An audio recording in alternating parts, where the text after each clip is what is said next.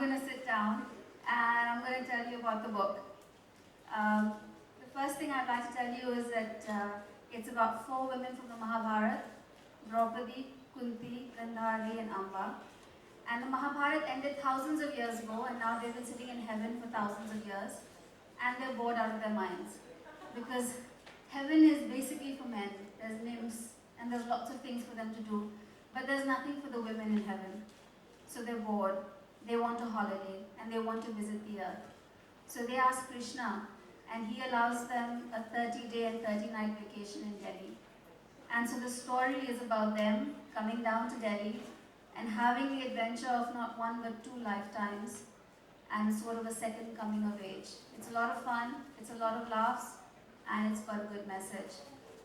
We're going to do some reading from some passages, but in order to help me do that, I'm going to invite someone on stage, someone that you might have heard of, and someone who embodies the very essence of these women, their strength, their intelligence, their kick-assness, their unapologetic awesomeness. Award-winning actress of award-winning films, Richa Chadha, everybody.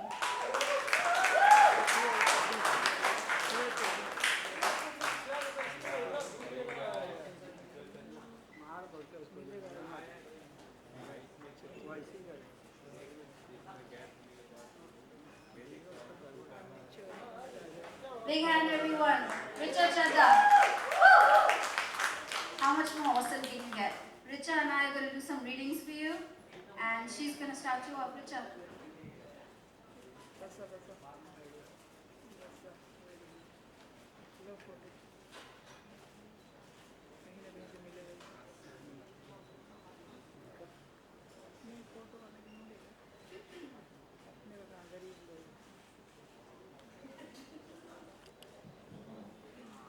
Ready? Hi everybody. My pleasure to read out from this. I was reading it last night and I was laughing to myself. And I was on a flight, so people were wondering what was wrong with me. Anyway. Draupadi tried again to stifle the yawn. This time she didn't succeed, and her wide mouth flared to reveal the battered remains of a betel leaf on her tongue before she covered it with a dainty hand. Her eyes darted to her husband Bhim, wondering if he had noticed. He hadn't. His eyes were focused intent on an imaginary figure in front of him. His hands were clenched tightly and his arms were raised, ready to strike at this invisible enemy with an imaginary mace. He sneered and spoke loudly. I will split your thighs like an orange and drink your blood like its juice. Say your last words. Say your last prayers, evil Duryodhana. He lunged forwards and swung his fist in the air wildly with an occasional ha for good measure. Draupadi rolled her eyes and clapped mechanically along with the others in the celestial chamber. For what seemed like the 10,000th time since they had got there, Bhim stood with one leg hitched over Duryodhana's imaginary dead body and bowed at the applause, a broad grin on his ageless face. She sighed. Today was going to be one of those days, a day when nothing pleased, when their afterlife in this heavenly paradise felt like a dream she had to relive endlessly, a conscious sleep from which she could never awaken. She looked over at a nymph who stood next to her with a rapt expression on her face.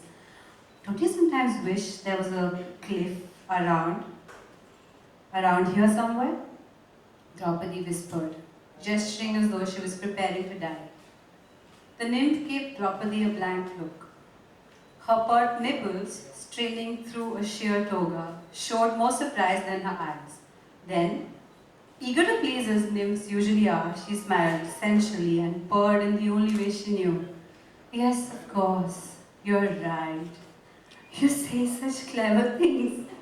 She giggled. Draupadi stared at the creature for a moment before sighing again. There was no point getting angry at her. After all, nymphs hadn't exactly been created for conversational purposes. She turned away and began to walk towards her celestial quarters. The clouds beneath her feet felt fluffy and slightly wet, like rabbit fur flecked with early morning dew. Draupadi had quite enjoyed the constant tickling against her soles when she first arrived in heaven. Now, she often tried to remember what a stone floor or muddy earth had felt like when she was alive. Alive. What an appropriate word to describe the mortal experience. She remembered a moment a long, long time ago when, as a girl, she had submerged herself underwater until she felt faint and then broken through the surface with long gulps of air. Never had she felt more grateful for the invisible sustenance of mere breath. That was mortal life, where the constancy of pain, want, and sorrow made the fleeting moments of pleasure, abundance, and joy that much more meaningful, where all one's senses were forced to engage, to adapt, to conquer, to prevail, to be useful, where the more one's body was punished by injury and age, the more one's mind was rewarded with wisdom and perspective, where the complexity of relationships was so much vaster than the physical bounds in which they existed or the purposes they served. That had been her life once, when she had been alive, a long, long time ago. Draupadi sighed yet again. This was becoming a habit, she thought, and shook her head in a vain effort to cast off her gloomy mood. As she passed by the gates of heaven, she stopped to look at the two new arrivals who were making their way inside with odd looks on their faces.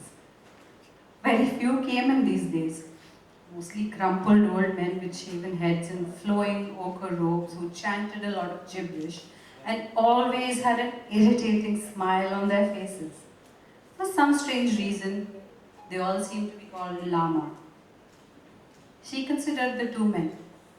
Draupadi usually never spoke to new arrivals, but perhaps her mood would lighten if she talked about the mortal world with those who had only just arrived from there. She walked up to the men, who huddled together as they saw her approach. Be at ease, old men, she commanded. I am Draupadi, queen of the Kurus, wife of the great Pandavas, Yudhishthir, Bhim, Arjun, Nakul, and Sahdev, who ruled Indraprastha and Hastinapur and brought forth the golden age in the mortal world by vanquishing the evil Kauravas. She smiled grandly. The two old men stared back at Draupadi, bewildered. It was apparent from their expression that they had no idea what she was talking about. You know not of me. Draupadi's eyes widened. Do mortals not sing about the valor of my husbands in battle and of my beauty and grace? Do they still not worship us as the children of gods? The men looked at each other and then back at her. They shook their heads with trepidation and said, Excuse us, sister. We are monks and we only worship the Buddha. Buddha? I have never met him. What is he the god of? Asked Draupadi. Sister, Buddha is not a god. He was a simple man, said a monk. A man? Draupadi was confused. Then why do you worship him? Did he have special powers, like the ability to fly or turn rocks into gold nuggets? No, we worship him because he attained inner bliss. And the other monk? He achieved true happiness. Draupadi blinked. You worship a man because he was happy. Yes, truly happy all the time, and so are we. That's why we were allowed into the heaven too.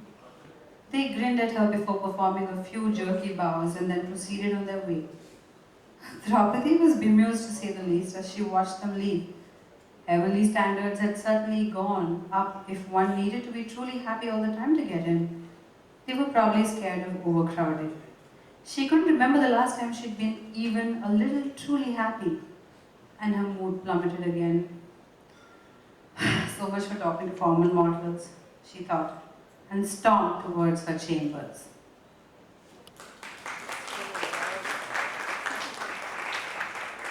Thank you, Richa. It sounds awesome in your voice. It really does.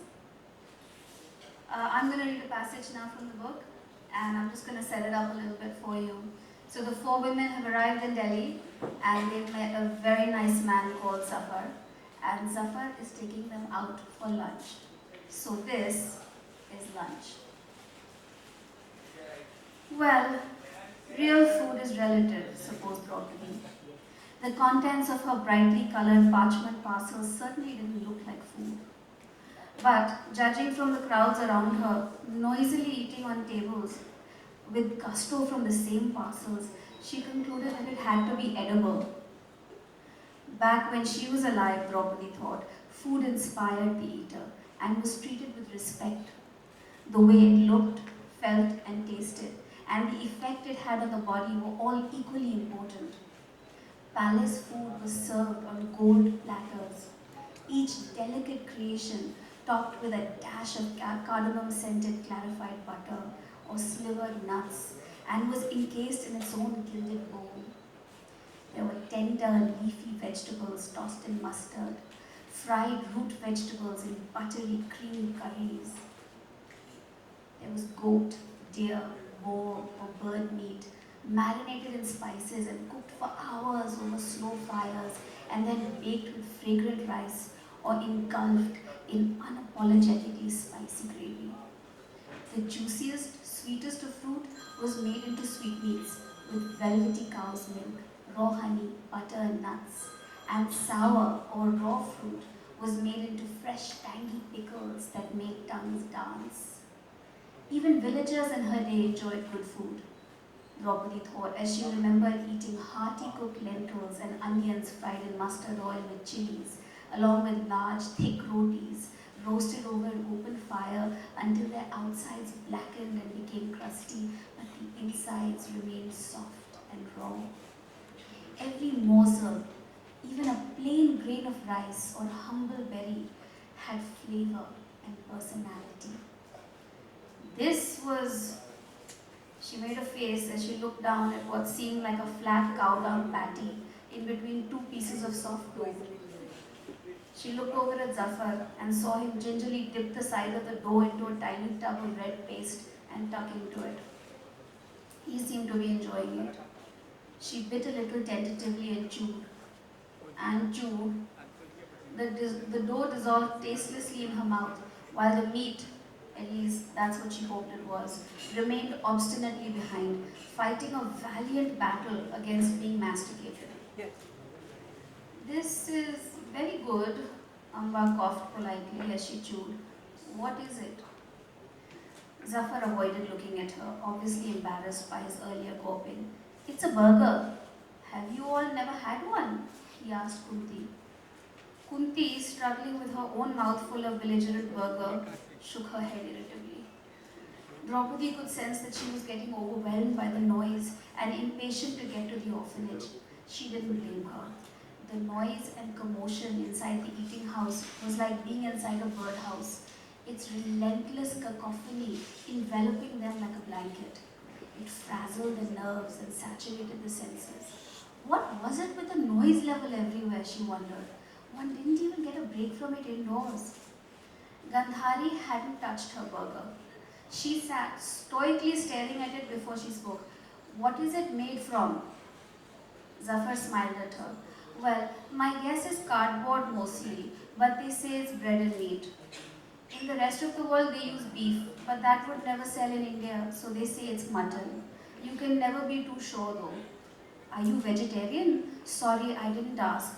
I can get you something else if you like. Yes, get me something else, said Gandhari haughtily, looking at her burger as if it was going to bite her instead. Zafar had been told, but she gestured at her parcel in disgust. How can they eat this? Kunti looked up with a weary look in her eyes. I don't know. I don't recognize this world. It screams constantly. She Now, now what we're going to do is our lovely two women are going to launch the book. Can we give them a round of applause, please? Come on.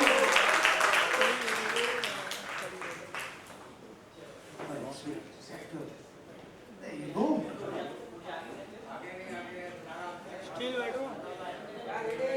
Still नीचे बैठो ना। कब क्या है? इतना तो नहीं यार। इतना ऊंचा तो है यार। क्यों बेचारे को सता रहे हैं?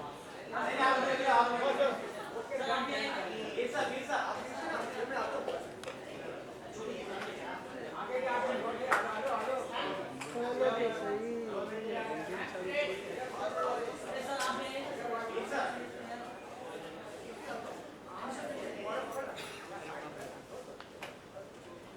Question answer right.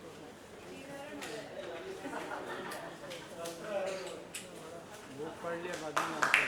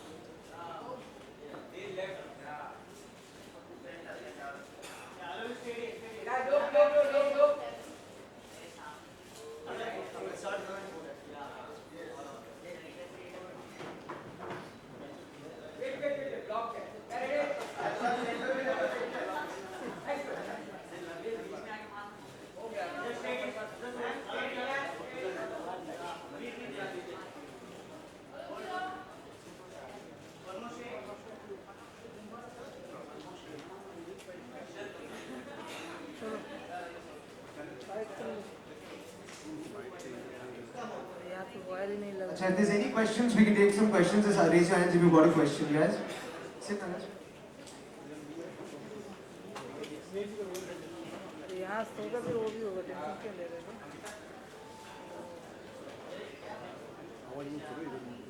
Raise your hands if you have a question. If you don't have a question, don't worry. It's okay. Yes, ma'am.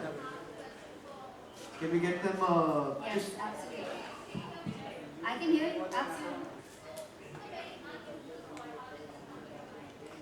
You know, I've loved the Mahabharata for as long as I can remember, since I was a kid, and I've loved these women. They have been my role models in so many ways, and I just wanted to do something with them, and I wanted it to be fun, and I wanted it to be modern and relevant to all of us. We're all modern Indian women, and I wanted it to be a part of our lives so we can identify with these women, but also have fun with them. So that's where the idea came from.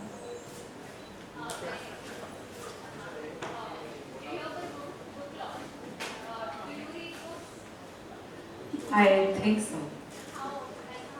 How often, like a workout 5 times a week? No, I'm joking. I do read whenever I can. I try to read a book.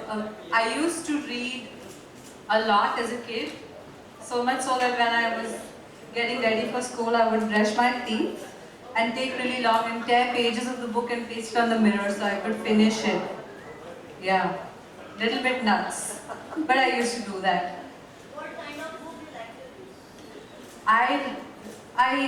I've been reading non-fiction for a while right now, but I used to read all kinds of books earlier, but not so much the not the Mills and Bones types or just not that.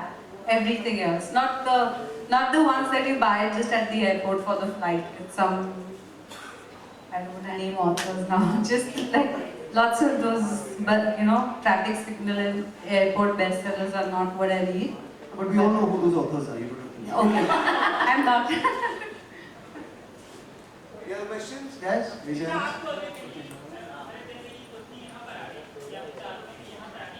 आपको अगर किसी era में जाने का मौका मिले तो कौन सी इसमें जाना चाहेंगे और क्यों? सच में मैं अगर मौका मिलेगा तो मैं हिस्ट्री की स्टूडेंट हूँ, तो हड़प्पा इंडस वैली सिविलाइजेशन के टाइम जाना चाहूँगी, क्योंकि अभी तक वो स्क्रिप्ट डिसाइफर नहीं हुई है। तो मैं जानना चाहूँगी कि हम वहाँ से यहाँ कैसे आ गए, आप समझ रहे हैं? क्योंकि उनके पास उस वक्त कवर्ड ट्रेन्स थी, उनकी बिल्डिंग्स गुजरात के अर्थक्वेक में नहीं टूटी, हमारी सारी टूट गई और वो हज़ारों साल पुरानी है। तो मैं उस वक्त जानना चाहूँगी ये जानने के लिए कि वो स्क्रिप्ट क्या है, वो स्क्रिप्ट सीख लूँगी और फिर यहाँ के बता दूँगी। सर मैंने देखी थी, माफ़ कीजिएगा। हाँ सर मुझे माफ़ कर दीजिए, मैं उस वक्त मैं और एक मित्र हमारे ऑस्ट्रेलिया में थे तो मैं देख नहीं पाई, पर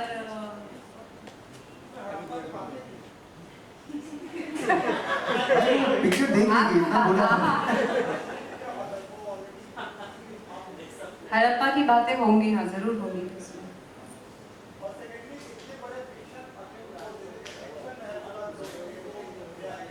जी, के बारे में क्या कहेंगे?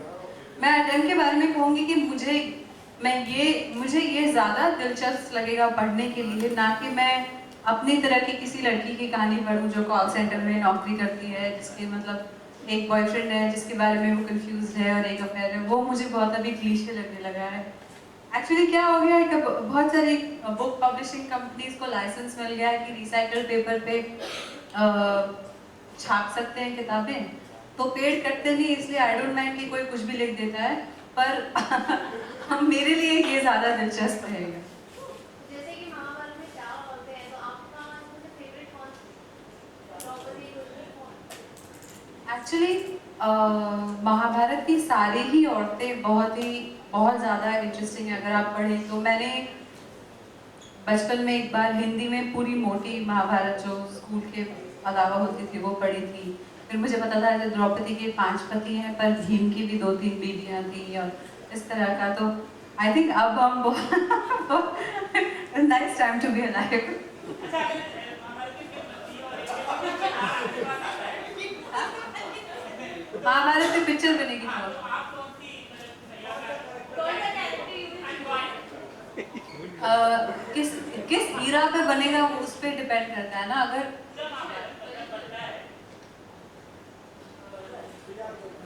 अच्छा, what woman you want to play in the Mahabharata? You tell me that. You can also play, well flexible था उस वक्त।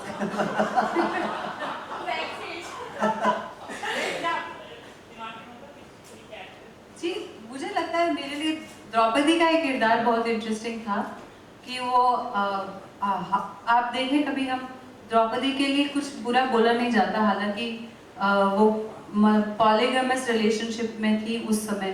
तो मुझे वो बहुत इंटरेस्टिंग लगता है कि कैसे, और वो भी 5 भाई, और सब कुछ बहुत legal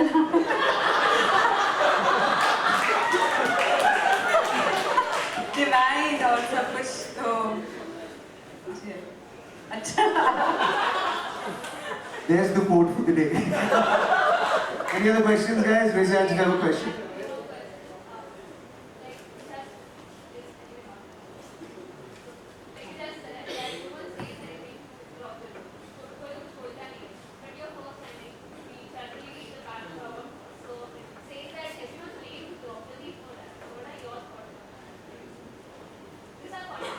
Everyone always blames the woman for everything. Yeah. Yeah, I know. They blame Anushka for Virat. Why will we not blame? What the hell? It's always the women who have to bear the brunt of it. And one more thing, now this is a book which is related to what is the current situation, I would say, like in today's world. So possibly this book could be made into a movie. So what are your thoughts? Absolutely. You speak to the 2 performers, Bollywood actors over here about the movie, man. I can't play Draupadi. Actually, I've come here because there's a tacit understanding कि अगर मैं यहाँ पे audition दे दूँगी stage पे आप सबके सामने, तो मुझे एक अच्छी सी स्क्रिप्ट मिल जाएगी। अच्छी स्क्रिप्टें बहुत मुश्किल से मिलती है। Any other questions? कितना समय आपको लगा ये बुक को कंप्लीट करने में, और क्या एक्सपीरियंस है कि आपने जब आप उन 4 औरतों को, 5 औरतों को और 4 औरतों को एक फिक्शियस रूप में लिख रही थी, ला रही थी, और जैसे कि आपने कहा कि जैसे हम आज की गर्ल्स हैं उस रूप में, तो क्या आपके एक्सपीरियंस पर कितना समय लगा आपको? मुझे 5 साल लगे. I took 5 years. The only reason was I was having 2 babies while I was writing the book. तो मैं दूध पिला रही थी, डायपर चेंज कर रही थी और फिर जाके बुक लिख रही थी. तो 5 साल लगे. Are there any your own personal experiences in the book? Yes, absolutely. But I won't tell you which one. Question over there?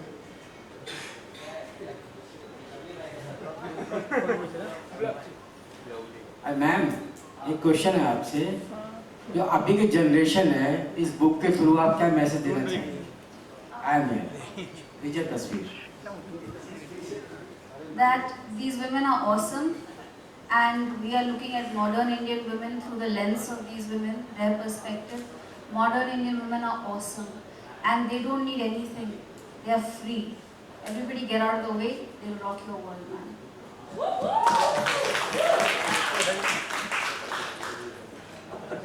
Anybody else? We'll do 2 more questions. Anybody else?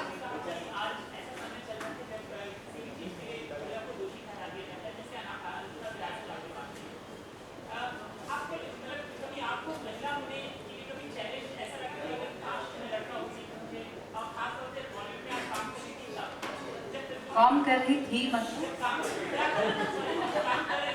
जी।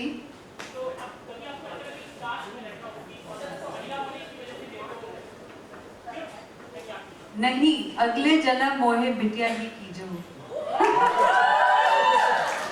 तो मुझे ऐसा कभी नहीं लगा कि काश मैं आदमी होती।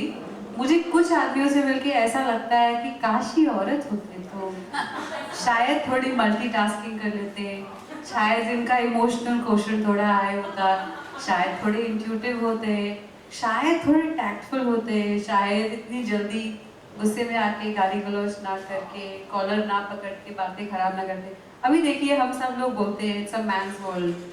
हमने क्या कर लिया मैन्स वर्ल्ड का? What is the point with this Wars in every country? I am telling you, if the leadership was with women, we would be far more patient leaders, because women are maternal, women care about the species. There is a big difference in a woman being a leader and a man being a leader, because the evidence is the planet and the evidence is the world that we live in. Alright, final question. Anybody but that guy? Yes sir. ए पकड़ आपको ये book लिखने में मतलब क्या आपने सोचा और कभी देखा कि ऐसा आपको स्टोरी लिखनी चाहिए, और आपको इसमें लिखने में कितना टाइम लगा? These women, ये बहुत interesting women हैं, तो I wanted them to do more interesting things. अब सबने कहानी सुन ली है, अब थोड़ी नई कहानी भी लिखना चाहती थी. This is fan fiction. I'm a fan of the Mahabharata. I'm writing fan fiction because I love it. जैसे कि त्रिशा ने भी कहा कि कुछ भी कर लो, women are always brings about according to you, like how we can get rid of the situation, how should we react?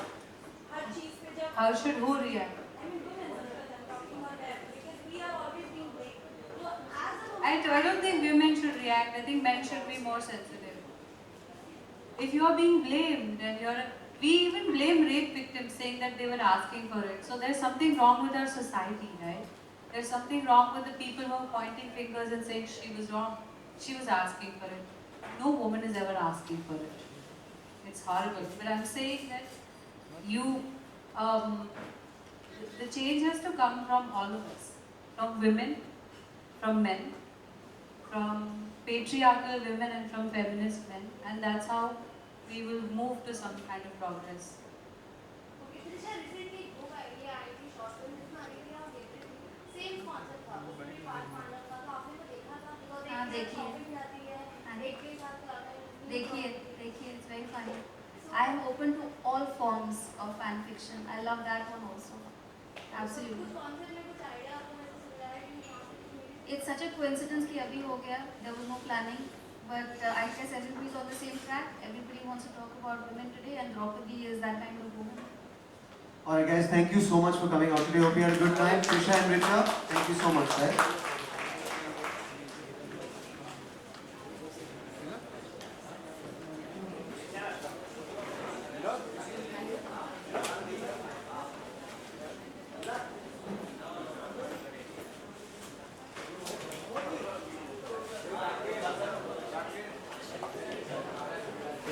इधर ही बुलाओ, इधर ही बाइट लेना। बाइट होगा ही नहीं साउंड बाइट भागो मत, बाइट हो गया तो बाहर